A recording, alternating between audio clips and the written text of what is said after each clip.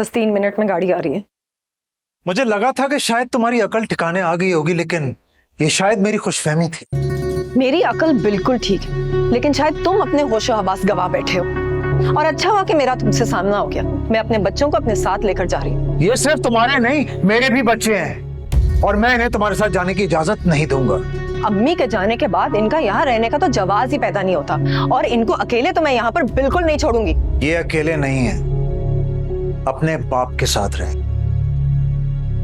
हिजाब और अयान, जाओ जाके अपना सामान कमरे में रखो।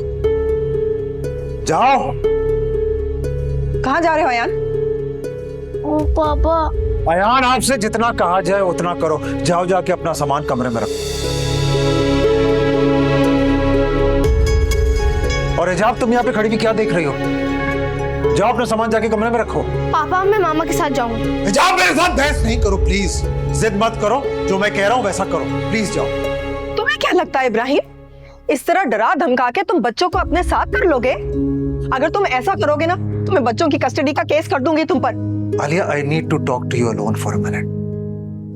हमारे बीच ऐसा कुछ नहीं रह गया जो हम अकेले में बात करें। आलिया प्लीज। ठीक है, आखिरी बात भी तुम्हारी सुन ही लेती हूँ। हिजाब, कमरे में मेरा इंतजार करो।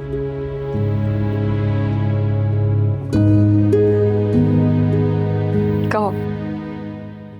देखो आलिया, मैं चाहता हूँ कि तुम हमारे साथ रहो, बिल्कुल वैसे ही जिस तरह पहले रहते थे।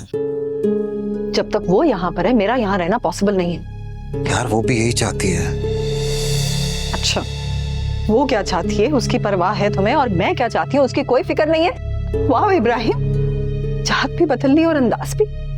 देखो, अगर तुम चाहो तो ये भी हो सकता है, तुम नामुमकिन को मुमकिन बना सकती हो। हैरत हो रही मुझे तुम्हारी बात। जाने क्या जादू कर दिया उसने तुम पर, तुम उसके बगैर रहना ही नहीं चाहते। हाँ, ये सच है कि मैं उसके बगैर नहीं रह सकता, लेकिन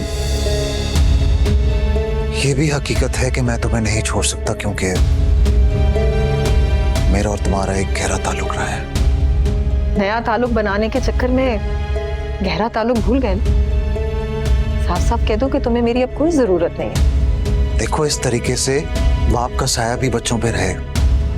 उसकी फिक्र ना करो, मैं बच्चों को तुम्हारी कमी महसूस नहीं होने दूंगी, और शायद वो तुम्हें याद करें भी नहीं। तुम शायद भूल रही हो कि जितना तुम्हारा हक है उन पे, उतना ही मेरा है, और मैं अपने हक से दस्तबरदार नहीं हूंगा। ठीक है, मैं कल ही कोर्ट में जाके बच्चों की कस्टडी का केस दायर करूंगी, और मेरी दलील ये होगी कि तुम एक गैर लड़की के साथ बिना शादी के रह रहे हो, जिसकी वजह से मेरे बच्चों पे गलत असर हो रहा है, और मुझे यकीन है कि इंसाफ मुझे ही मिलेगा। ठीक है, तुम्हें अदालत में जो दलील पेश करनी है तुम करो, वो तुम्हारी मर्जी है, लेकिन मैं बच्चों को तुम्हारे साथ जाने की इजाजत नहीं दे रहा। अब अगर तुम चाहो तो यहाँ रुक सकती हो, भी तुम्हारी मर्जी, और चाहो तो तुम जा भी सकती हो, लेकिन तुम्हें अकेले ही जाना होगा।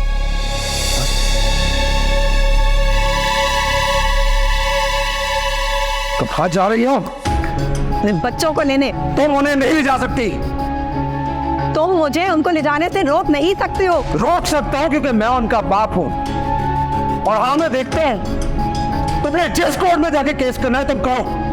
मैं भी देखता हूँ कि दुनिया की कौन सी ऐसी ताकत है जो मुझे उनसे अलग रख सकती है। जाओ करो केस, करो केस। ठीक है, अब हमारी मुलाकात कोर्ट में ही होगी। बिल्कुल।